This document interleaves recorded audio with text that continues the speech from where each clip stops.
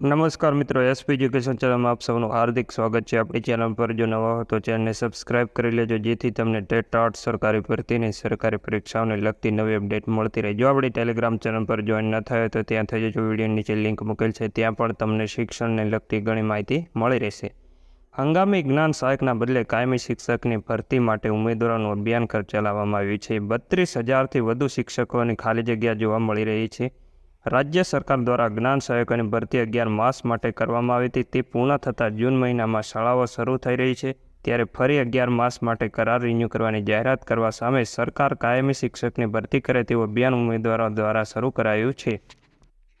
કાયમી ભરતીના બદલે કરાર આધારિત શિક્ષકોને જ ફરી નિમણૂક અપાતા ઉમેદવારોમાં રોષનું વાતાવરણ સર્જાયું છે। વિદ્યાર્થી નેતા યુવરાજસિંહ જાડેજાએ જણાવ્યું છે કે કહેવાતી વૈકલ્પિક વ્યવસ્થાને હવે કાયમી કરી નાખવામાં આવી છે। અગાઉ સરકારે કાયમી ભરતી નહીં થાય ત્યાં સુધી જ્ઞાન સહાયકથી શિક્ષણ વ્યવસ્થા ચલાવશે તેમ કહ્યું હતું। હવે ફરી જ્ઞાન સહાયકના કોન્ટ્રાક્ટ રિન્યૂ કરાઈ રહ્યા છે। દર વર્ષે મે અને જૂન મહિનામાં શિક્ષકોની તમામ ખાલી જગ્યા ભરવાનો દાવો કરતી સરકાર કેટલી ખાલી જગ્યા ભરી હતી તે સામે 3 વર્ષમાં કાયમી શિક્ષકોની કેટલી ભરતી કરી છે તે પણ જાહેર કરે તેવી માંગણી યુવરાજસિંહ જાડેજાએ કરી છે।